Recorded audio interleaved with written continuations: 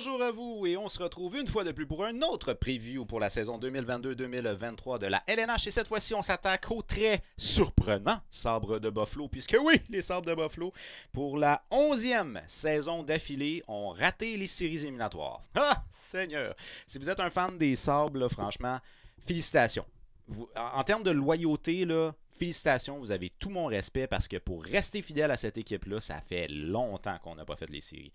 Mais on semble s'en aller dans le bon sens, ou du moins c'est ce qu'on espère. Là, ce qu'on a fait du côté des Sabres de Buffalo, c'est vraiment une reconstruction. Là, il y avait plein de jeunes dans cette équipe-là, c'est ridicule. On va en parler un petit peu plus en détail tantôt, mais qu'on passe entre autres les défenseurs, là, c'est pas vieux, là, vraiment pas vieux. Alors c'est une organisation qui a besoin quand même d'un minimum d'encadrement. Fait que c'est une organisation qui veut essayer de faire bâtir un noyau qui part à peu près dans le même gauge d'âge, puis qui vont mûrir ensemble et éventuellement devenir une organisation qui serait dominante, puisque les gars sont habitués de jouer ensemble. Fait que c'est une mentalité d'équipe qui peut se tenir.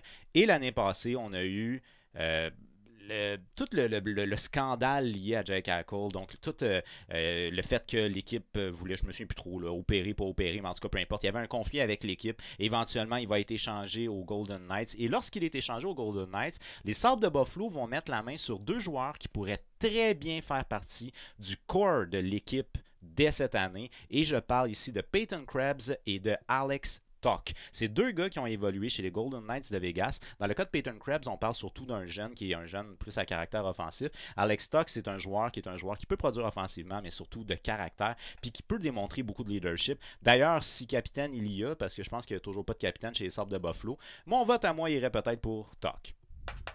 C'est mon opinion. Alors, cette année, on revient avec Don Granato en termes d'entraîneur et comme DG Kevyn Adams. En 2020-2021, ça n'a pas été glorieux du côté des Sabres de Buffalo, mais encore là, comme je vous dis, ça fait 11 saisons d'affilée qu'on manque les séries du côté des Sabres, fait qu'il n'y a rien de surprenant là-dedans.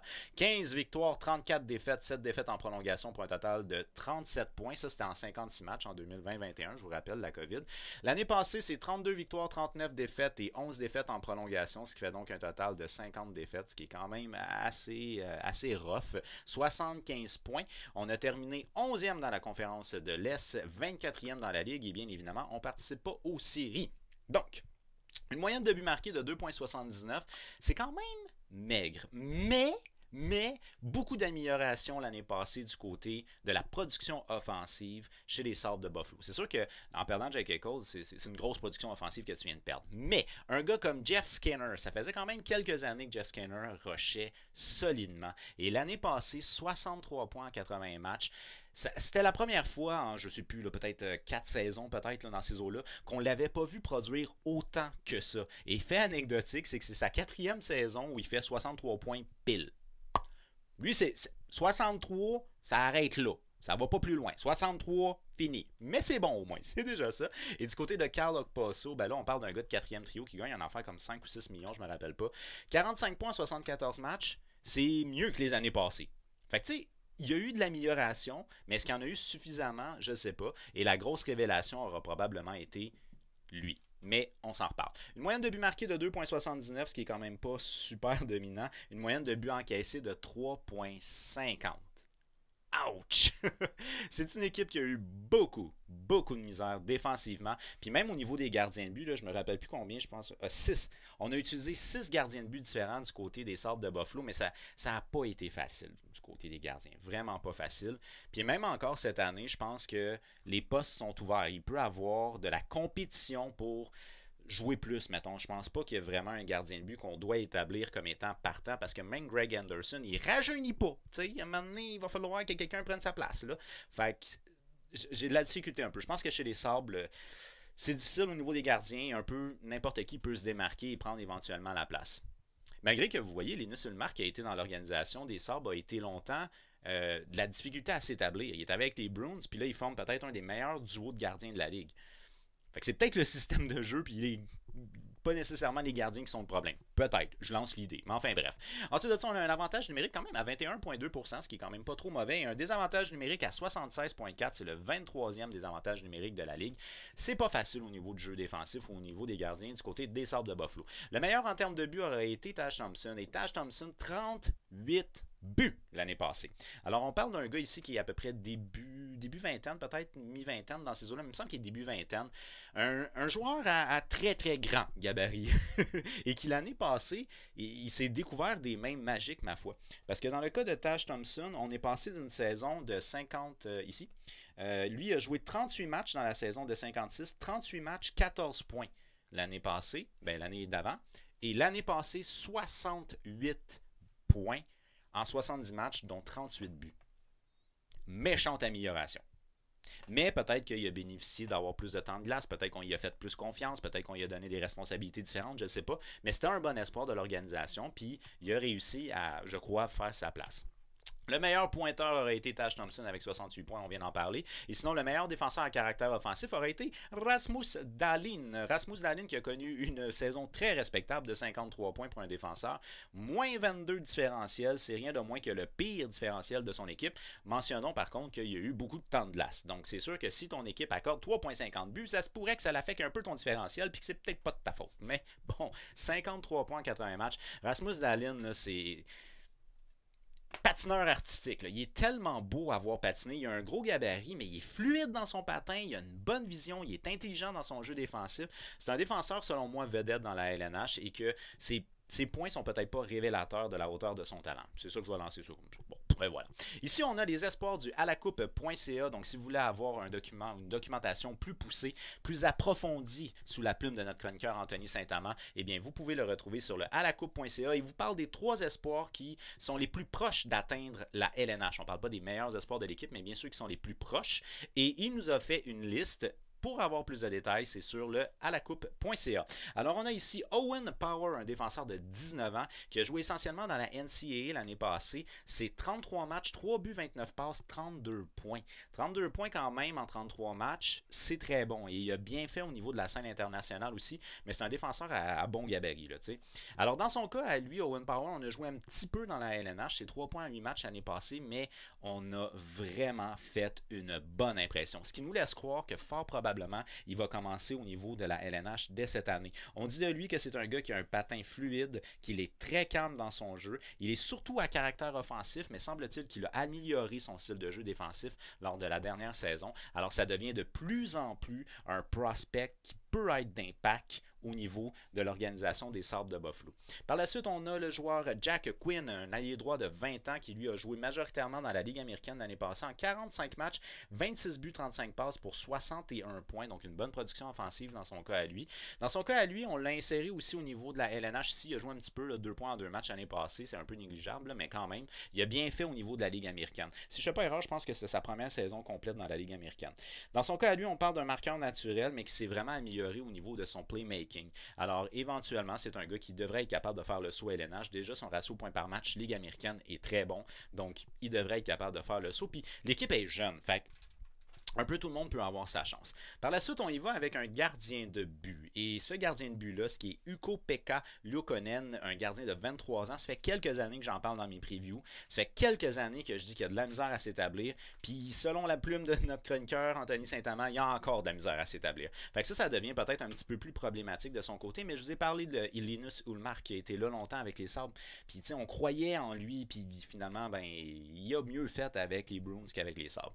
Dans son cas, lui, il a joué majoritairement dans la Ligue américaine l'année passée en 35 matchs, 3,28 de moyenne et 900 d'efficacité. Il a fait un petit passage au niveau de la LNH, ça s'était bien passé, mais à savoir est-ce qu'il est prêt pour être stable LNH, c'est discutable. On va dire ça comme ça, c'est discutable. Alors, on y va maintenant avec mon alignement. C'est un alignement qui est proposé et non un alignement qui est établi. Donc, c'est pas basé sur les entraînements ou en tout cas, whatever. C'est vraiment juste un alignement que moi, je propose, basé essentiellement sur les statistiques de la dernière année, puis dans certains cas, du fait qu'ils ont joué ensemble l'année passée. Alors, ça ici, c'est mon alignement et vous allez voir qu'il y a beaucoup de jeunes dans cet alignement-là. J'essaye de jouer un peu avec vétérans jeunes, mais bout de vierge, des fois, il n'y a juste pas assez de vétérans. Fait que ça complique un peu les choses. On va s'en parler, entre autres, pour ma brigade défensive. Vétéran 23 ans, c'est ça qu'on dit. Alors, en termes de première ligne, ici, on y va avec le surprenant Jeff Skinner qui a retrouvé son 63 points qu'on visait tant. 63 points en 80 matchs l'année passée, qui a joué quand même une bonne partie de la saison avec Tage Thompson, 68 points en 78 matchs l'année passée. Et je le fais jouer avec Victor Olofsson. Dans son cas, à lui, c'est 49 points, 72 matchs l'année passée. Olofsson, si je ne fais pas erreur, je pense que c'est sa meilleure saison en carrière. Je crois. Ouais, Victor Olofsson. Victor Olofsson avait connu sa meilleure saison en carrière l'année passée. Donc, on s'en va sur une progression qui a du sens. Puis, ben, à l'absence de Alex Stock, on a été utilisé entre autres avec Skinner Thompson. Fait que ça peut être intéressant de mettre les trois qui se connaissent déjà ensemble. Par la suite, on a le jeune Peyton Krebs, 22 points en 48 matchs l'année passée. Lui, il a été acquis dans la transaction de Jack Eichel. 22 points en 48 matchs, c'est quand même assez intéressant, mais c'est surtout que c'est un prospect à haut caractère offensif. Et c'est ça qui va être vraiment intéressant pour les Sabres de Buffalo. Parce que à moyen long terme, il peut éventuellement être sur la première ligne à la place de Jeff Skinner.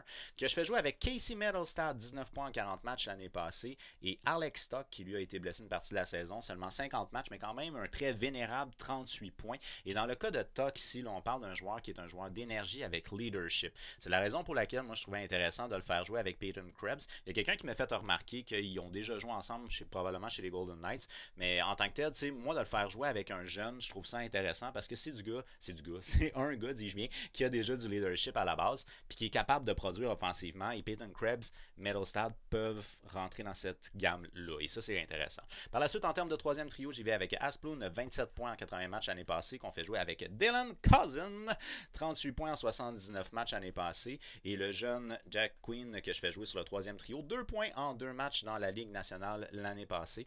Fait que c'est surtout c'est une attaque qui est portée vers l'attaque. C'est pas vraiment une attaque qui est une attaque défensive. C'est pas... Ouais, c'est ça. Par la suite, en termes de quatrième trio, on y va avec le vétéran Vinny Hinostroza, 25 points en 62 matchs l'année passée. Si on a de la place pour des plus jeunes, on va le privilégier. C'est un petit joueur, un petit attaquant qui patine bien. Mais c'est pas... ouais, c'est ça. Par la suite, on le fait jouer avec Gerd Granson, 18 points en 56 matchs l'année passée. Et le bon vieux Carl Posso, 45 points en 74 matchs l'année passée. Assez surprenant au niveau de sa production. Mais Carl Posso, là, même s'il produit pas, c'est un gars qui a quand même une bonne éthique de travail. C'est pas un joueur de caractère, pas du tout. Mais c'est un joueur quand même qui se plaint pas de sa condition puis qui fait ce qu'on lui demande de faire. Fait que bref...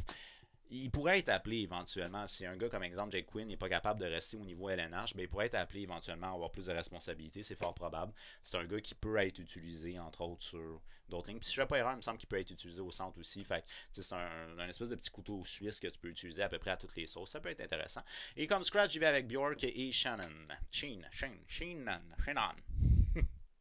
Là, au niveau des défenseurs, c'est là où les choses se compliquaient un peu au niveau de l'expérience. Parce qu'au niveau des défenseurs, le joueur qui a le plus d'expérience dans cette équipe-là, ou du moins le plus vieux des 6, c'est Ilya Lyubushkin. Ilya Lyubushkin est âgé de 28 ans, c'est mon vétéran.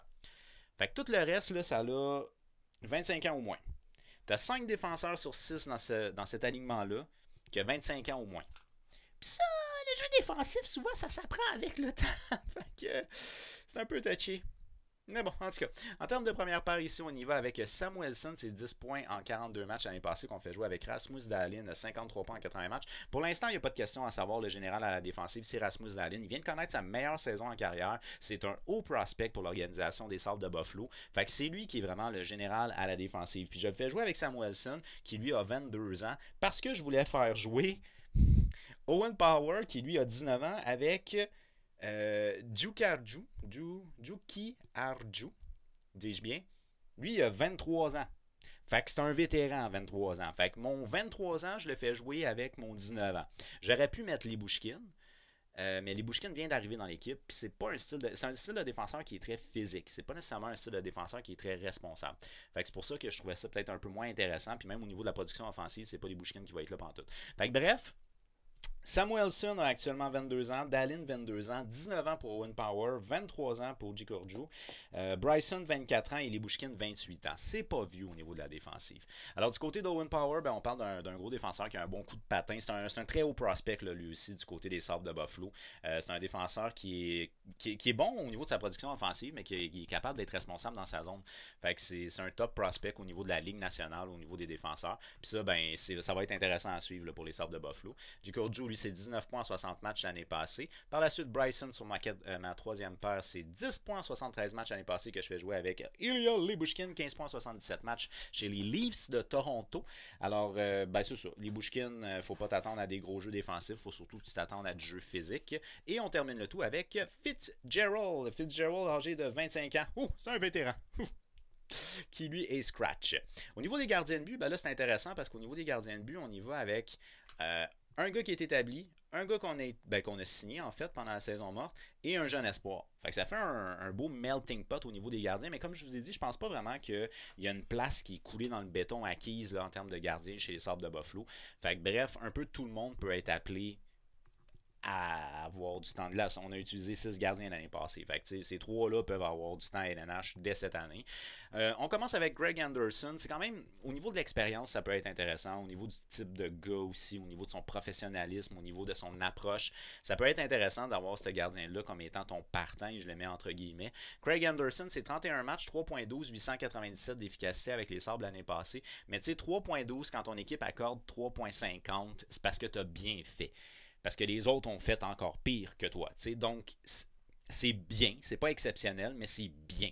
Et par la suite, on y va avec Eric Comrie. Lui, c'est un gars qu'on a signé pendant la saison morte. Il arrive des Jets de Winnipeg. 19 points, 258, 920. Mais c'est quand même les Jets de Winnipeg. C'est quand même... Au niveau du jeu, c'est un peu plus serré à Winnipeg, même si c'est pas exceptionnel. C'est quand même plus serré à Winnipeg que celui-là à Buffalo. T'sais. Fait que est-ce qu'il va se maintenir avec une efficacité de 920 à Buffalo? Je ne sais pas. S'il se maintient avec une efficacité de 920, tant mieux, le gars il va augmenter, là, mais je suis comme pas certain. J'ai l'impression que ces statistiques vont peut-être aller un petit peu plus à la baisse, dis-je bien.